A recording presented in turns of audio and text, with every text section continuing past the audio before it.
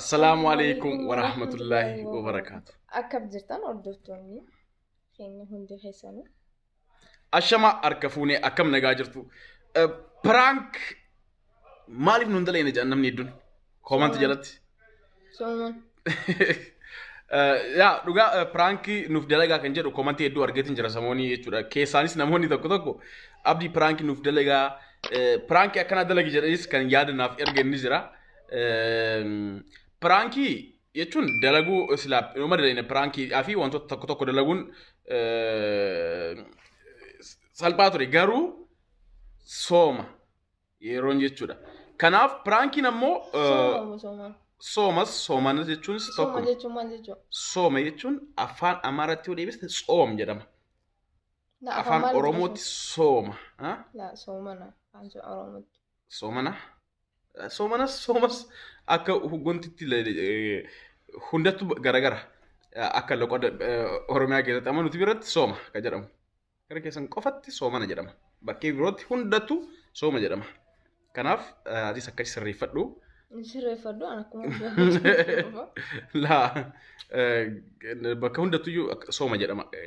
Isin biratti soomana jedhama. Hangasumatti garagarummaan jechuudha. Akkasumatti wanti jenna. Kanaaf prank warri jettan soomaan prank dalaguun waan hin taane maaliif prank jechuun wal gowwoomsuu wal sobuu waan akkasiif keessaa qaba. Kun ammoo hin ta'u. Namni soomana gisee qabu keessaaf waan maantana saa namni soomana qabu faan nama rifachiisuun hin ta'u. Saa soomana furan booda dadhabanii ciisanii rifachiisuun hin ta'u. Dilii irraa fudhattan saa kana. Rifachiisuun soomana qabu. Nama san gowwoomsiteeti waan tokko godhuudha prankiin mitire isii gowwoomseetiin waa irratti dalaguudha prankiin. Kanaaf wanti akkanaa kunniin ammoo hin ta'u. Munki waan nama rifachiisu jira. Yeroo namni hedduun yoo argitee jiraatte prankiin yeroo soomanaatii miti yeroo makaan iyyuu hin ta'uu jedhan. Garuu suni akkuma taphaatti waan laalluuf nuti rakkoo qaba jennee fudhannu. Maaliif akka taphaatti ilaalla yeroo prank namni walirratti dalagu san tapha wal soomana hin qabne aslan dadhabbiin qabdu nyaattee dhuyitee jirta. Wal kofalchiisuu maalii goone yaanna. Wal kofalchiisuu sansanii ammoo gisee soomana qabdu guyyaa soomana afaanii qabdaa namni soomana afaanii qabu irra prank dalagu. Keessaafuu nama akka hiyyaa kanarra prank dalageettanii ni meessin. Wallahi ukaan soomana waan takkaa dadhabeetiin jiran soomana kana keessa. Nama akka hiyyaa kana afaarratti yoo prank dalage dilii fudhata. Yaa asoo akkuma agartan kun ulfajjee meeqaa taatee jirti. Akkanumattuu soomanuu jirti jechuudha. Soomana hojjaan akkanattu dadhabbiidha. Prankiin irratti dalagamee yaadamee isin. Isaan qofaa yoo son ta'in ammoo prankiin yeroo kanatti hin ta'u wanta akkasii sanirraa dhorgaadha. Yeroo biraatuyyuu jedhanii namni tokko hadiisaa fi maaliidhaan wanti koomantii kana jalatti ni dubbatu garuu wanti suni kaa nutiif tapha akka waan tapha tokkotti wal bohaarsuu tokkotti waan laalluuf sanitti waan laalluuf yeroo sanitti rakkoo qaba jennee yaannu garuu namoonni tokko ammas kan jedhan hedduudha. Prankiin dalaginaa maali kan jedhe warra duraan sooma dura jechuudha. Amma immoo kaa yeroo kanatti dalaguun hin ta'u miti. Garuu gaafa soomanni dhume likkiis ni galchaas abshira. Waan hedduu godhuuf qopheeffadheeti jira. Gaafsan jechuudha. Andaran. Inshallah achiin nu haa ga'u malee. Andaran. San ilaalla. Kanaaf adda babbanne garuu yeroo soomanaa kanaan waan akkanaa nu dalagaa jedhaatime waan feetan koomantii jalatti waa jechuun waan silaa soomana wajjin deemu waan hin dhorgamne tokko yoo jiraate koomantii jalatti nu barreessaa waan san nuti qabanneetiin dhufuu waan san dalaguu ni dandeenya. Yaa waan akkanaa dalagaame yoo jettan jechuudha. Waan feetan irraa waan saniin waan nu bohaarsu wal bohaarsinu yoo ta'e akkasuma immoo waan barumsa walirraa fudhannu waan nu fayyadu yoo ta'e waan feetan irraa jechuudha. Qabanneetiin dhiyaanna haala dandeenyu hundaanuu. Amma garuu yeroo kanatti wanti nu dalaynu waan silaa isin bohaarsaa jennee yaannuun keessaa muraasuma jechuudha. Waan tokko haasa'umaan waan gaafii isin nu gaafattan tokko deebisuudhaan waan akkanaatiin kan ji'a kana isin bohaarsutti jirru. Kanaaf namoonni prank jettan prank nu dalagaa jettanii nuuf kolchaa prank dalaguun yeroo kanatti hin ta'u. Kanaaf mageen ka akkuma argitan irraa babbareedee jiraami furdatte immoo akkami furdattee jirti dhugaa Sorry for the tail. Namni tokko mageen namni gisee garaa qabu yoo akkana khabareedu taate garaa godhannaa jettan. Argitanii Taataati ergan garaa godhadhee ifillaallee. irraa babbareedee jira laa. Anaatu argee miigana. Sirriitti irraa babbareedee jira. Kanaafuu rabbiin kan nagayaan isii haa hiiku. Du'aa inaa godha du'aa inaa godha. Soomana kana keessa du'aa inni qeebalamtiiti. Hundi keessanuu sa'a salaattan hunda yaa rabbi maggee tana nagayaan hiikii jaa du'aa inaa godha. Akkuma amantii keessanitti hundi keessanuu godhuu dandeessu. Du'aa godhaa. Akkasuma mucaan keenyas hanga dhufu jarjarreetti jira. Nutis innis ammoo dhufuudhaaf ariifatee jira na fakkaata. Hedduu fiigaa jira. Mucaadha. Mucaas ta'ee kaalii hanga addaan baasnutti akkasuma jechaati dubbannaa bara. Inni jecha ani waan dhiira fedhuuf kan mucaa jechaatumaan akkasumatti haasa'ina waan ta'eef. Rabbi ilmuu nagaa qabdu. Sun sirriidha jechuun namni tokko tokko kanaan dura akkamitti yaati dhalaan fedhu jettaa maali naan jedhanii jiran koomantii jalatti akkasii miti. Waan rabbiin nuuf kenne hundaayyuu ni fudhanna. Ani hundaayyuu ni fedha garuu jalqaba irratti osoo dhiira ta'e kan jedhu yaadeeti malee hundinuu kan rabbiin nuuf kenne ilma kan namaaf kennu rabbi intalas ta'ee dhugaa namni hedduu takka hayi maggeen dhalaa miti ati akkamitti dhalaa jibbitee muraama isheen jechuutu nama. Argee jira koomantii akkasii hin jibbineen.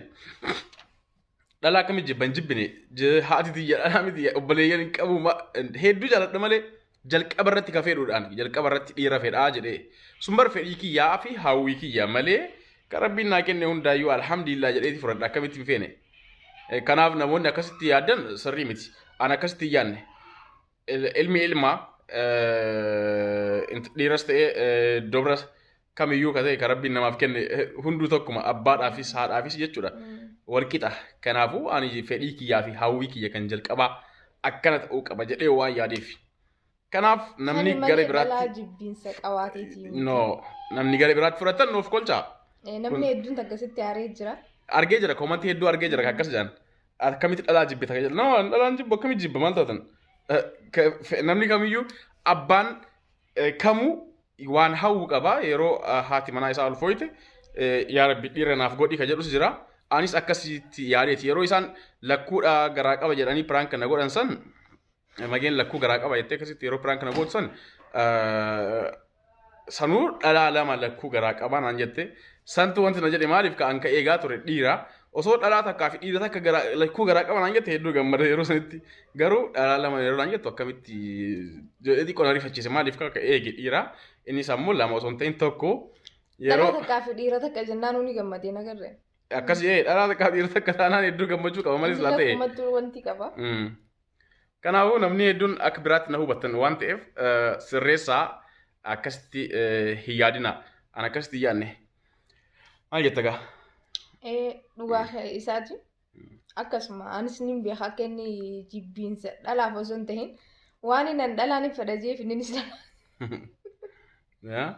Innis hangafa dhiira fedha anis hangafa dhalaan fedha. Bakka sanatti addunyaa. Fedhiin keenya garagara ta'e. Bakka kanatti wal dhabde malee. Anis dhiiraaf jibbiinsa qabaadde osoo hin ta'in innis dhalaaf jibbiinsa qabaate osoo hin ta'in anis yaani fedhiin teenya hundinuu adda adda taate innis dhiira fedha anis dhalaan fedha. Kanaaf lachuutu jibbiinsa. Isiin dhalaa feeti maaliif akka ta'e hin beeku garuu dhalaa wanti fedhiin isii dubra feeti yaa rabbiin tala naaf godhi jetti. Ana immoo dhiira naaf godhi jedha. Dhalaan hangafa yeroo tana hangafa yoo dhalaa dhalte obboleetti sitaati waan meeqa sitaati keessaafuu biyya namaa keessatti bakka meeqa sii buuti. Ilma itti aanu guddisti jettee yaaddisiin. Sun dhugaadhaan garuu ilmatti aanu abbaa guddisaa jechuun kan dhalaan hangafa yoo taate intala hangafti intala yoo taate mana keessa waa daddalaguudhaan yeroo guddattees maalii wal kunuunsuudhaan sanuma biyyattiis miti bakka hundatu tokkuma. Laa sun biyyatti hafte yaani immoo dhalaan akkasii. Biyyaa fi wanti qaba obboleettiin obboleeyyan isii ka dhiiraa ka isii gadii ni kunuunsiti bakka kamittuu. Habibii kiyya biyya namaa keessatti hin jirtu wanti akkasii biyya deemnu keessatti. Ijoolleen amata sadii ta'e taanaan hadaanaa seentee eessatti wal quba qaban galgala walii galanii kun xiqqaadha guyyaa eessa oola haadha biroo. Madaam ta'uu feeta kaaf duratti ganaa saniif ammumarraa madaam ta'uu. Yaani akka yaada keetii kanatti dhalaan akkana qoy kana dhalaan ilma guddisuu fi mana keessa dalagu qofaaf dhalatti. Akkas hin jenne hanga wanti taatutti. Ijoollee isii gad dhalatan obboleeyyan xixiqqoo. Hin guddistu biyya namaa. Ni kunuunsiti hin guddisti kuni waan beekamee barmee hundi keessanuu as jalatti warri jirtan obboleeyyan ijoolleen keenya kan dubaraa jechuun shamarran obboleeyyan keessan kan isinii gadi kunuunstanii beektan yeroo guddiftan. Biyyatti nutis guddisneen immoo beeknaa bara. Biyyatti sun biyyatti. Biyya namaa keessatti ana booda ganama ijoolleen madrasaa hadaana seentii majammara. Akkasii miti bara ammas jechuun guddisuu jechuun bara akkasii miti anis ka jedhe. Amma laala waliin hubanne. Waan taatu. Kophaa wal taphachiisti. Maaliif hangafa waan taateef waan hunda isin waan hubattiif akka daa'imni hin boonne ni qabdi. Woo isin guddoo taate hangafa kan jalqaba dhalatte sun hangafa yoo taate daa'imni akka hin boonne yeroo ati hin jirres sii taphachiisti maal gooti walii gargarana gooti. Kuni waan jiru akkasitti wal guddisan ijoolleen. Kanammoo wakkatiin kaa. Ati amma san hundaafuu rakkoon qabu. Ati guddistee jirtan fakkaata ijoollee sii gadi biyyatti. Obboleeyyan irratti qaawwan hin qabuuf jecha. Guddistee jirta. Kanaaf akkasitti wadhu kanas. Hin guddisi. Obboleeyyan irratti qaawwan hin qaba kaaniin akkasitti yaani. Baattee jirta guddisuu jechuun bara wanti miti bara. Kophaa kee dalaydee guddisuu miti bara. Guddisuu jechuun ati gaaf takkaa fi lama ji'a takka diidatti baattee ijoollee yoo taphachiiste guddistee jechuu dandeenya. Akkasitti ilaaluudha.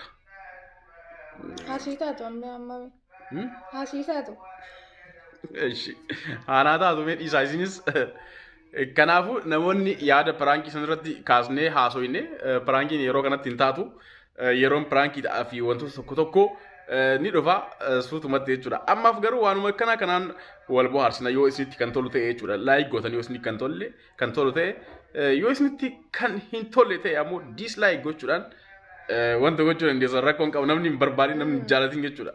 Kan itti tole garuu yeroo hundaa'u laayik nuuf godha laayikiidhaan namni sabiskiraayib godhin sabiskiraayib nuuf godha no hordofaa kallattiidhaan jechuudha yeroo hundaa'u maatii keenya ta'a jenneetiin isin affeerra gara chaanaal keenyaa. Har'a gaa haalli itti dhufne akkana jira faxarreeti jirra erga faxarree booda teeneetiin haala kanaan dhufne jechuudha. Egaa akkuma ati jettee wanni har'aan tana qabannee isiniif dhufne kanuma piraankiin hin ta'u isin dilii nama naquuf deemtan anarra piraankii dalageettanii. Ganaadha maali? Anarra piraankii dalageettanii dilii naquuf deemtanii waan ramadaana kana inni dalageete an akkam fudhadhuuf. Saniifuu inshaallah piraankii ramadaana boodetti deebina. Yoo rabbi jedhe. Inshaallah ammaaf garuu waan feetan koomantii jalatti waan akkanaa dalagaa jedhaati mee nuuf barreessaa yaada keessan waan isin feetan san jechuudha. Nutis waan san kan dandeenyu yoo ta'e qabanneetiin dhiyaanna. Amma hundi keessan du'aa ilaa godha. Hundi keessan. Yaa du'aayii barbaachisan magee. Wallaahi laazim du'aayii teessaniin barbaada. Du'aa ilaa godha. Magee rabbi nagaan si haa hojjaa du'aa ilaa godha. Awwa rabbi nagaan si haa hiiku. Amiin. Rabbi nagaan si haa hiiku. Amiin. Rabbi ilmoo akka ati feetu siif haa kennu. Adda Ayya akka nu feenu rabbi akka ilmoo akka nu feenu nu haa kennu. Rabbi ilmoo abbaa caaltu. Amiin. Ka biyya bulchitu. Amiin. Ka abbaa caaltu jennaan maaliif amiin wanti jette. Abbaan kamuu ilmoo fi akka abbaa caaltuutu barii. Abbaan kamuu ilmoon isaa akka isa caalti argamtu fedha. Kanaaf akkas jedheen. Anis sanuma.